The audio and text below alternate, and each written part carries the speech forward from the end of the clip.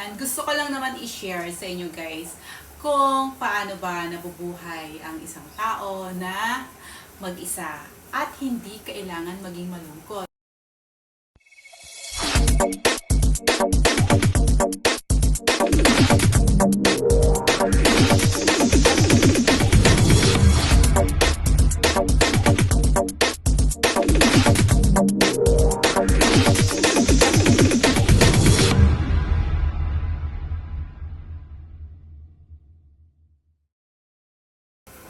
Hi guys! Pin Kending here again and welcome back to my channel. So, guys, pang day 3 na natin tong vlog na to.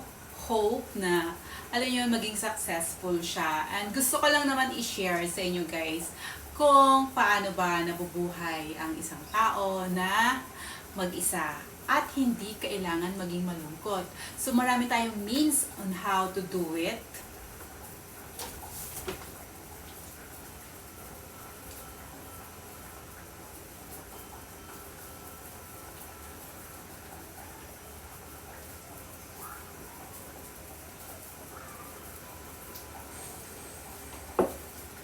Sa isa to, kaya kailangan gagawa kayo ng mga means talaga kung paano talaga ninyo mai-evade or maiiwasan na alam nyo, nakapag-isip kayo or malungkot. So, ngayon magsusupport muna tayo sa ating mga kasamahan sa YouTube, syempre.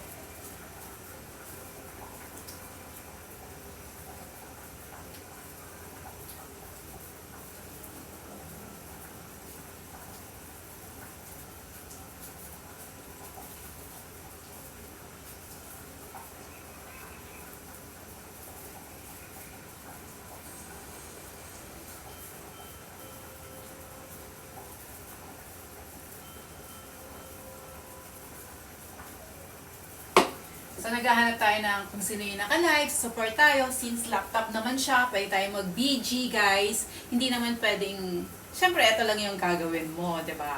So, kung kailangan mo lang ng distraction, so pwede kang maupo dito the whole day, ganyan.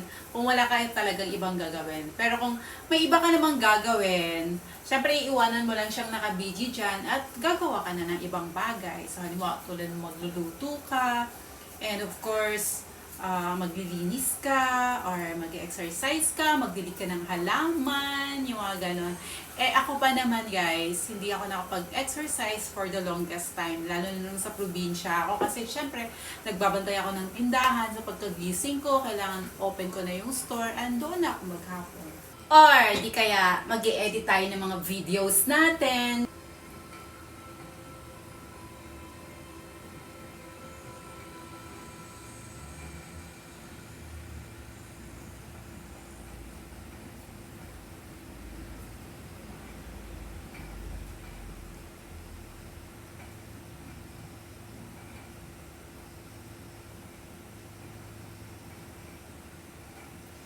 So, yung mga tidbits na mga trabaho, guys, super talagang na-occupy niya yung isip nyo para hindi talaga kayo mag-isip ng malungkot. So, actually, nagkamali nga ako, Sinet up ko kasi to, dapat, video ko to. Ay, dahil gusto ko na lang talagang matapos na agad siya, guys. Yung ginawa ko kasi, nung pagdating ko dito, syempre, 2 years akong hindi tumira dito. So, pumunta man ako every 3 months or 6 months after. So, hindi naman ako, alam mo yun, hindi naman ako yung magkakalkal doon nung time na yun. Kasi, minsan, pupunta lang ako dito mamimili. Pag wala talaga ako makitang supplier sa province, sa TikTok or sa Shopee, pupunta ako dito ng Maynila kung sa tingin ko naman na, alam niyo yun, worth it or mas mura kong makukuha.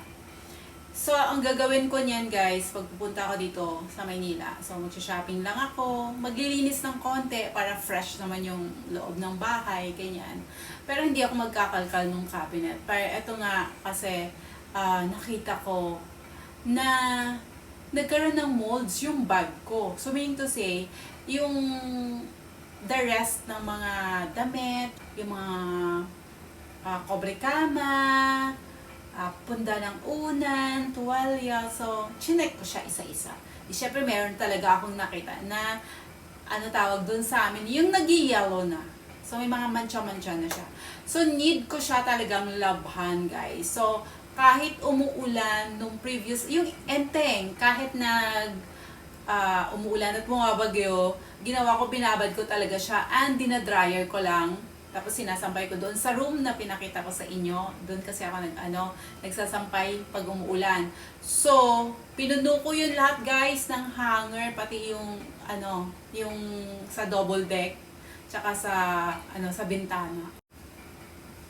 Kaya hindi rin ako nakapag-live kasi inuna ko muna yon kasi baka mamaya anytime uuwi ako or kung ano yung tatakbo sa isip ko. Uwi ba ako or magstay dito. Kung mag-decide man ako na uuwi, at least nalinis ko na ng gusto yung mga cabinet ko.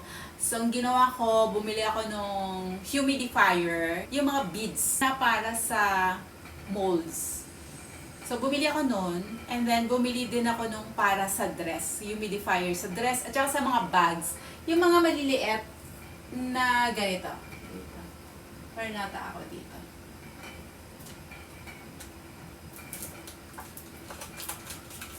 So, yung mga ganito.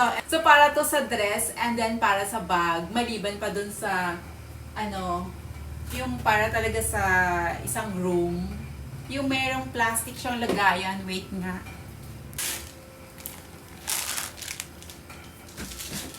So, eto yung para sa room. Pwede mo rin siyang ilagay sa cabinet. Hindi ko pa alam yun na may specific talaga para sa bag. Yung sa bag pala, pwede mo rin ilagay sa loob ng cabinet. So, eto, para sa room to, guys. So, ang mangyayari kasi dito, pag masyadong humid yung room, so, itong mga beads, matutunaw, magiging water.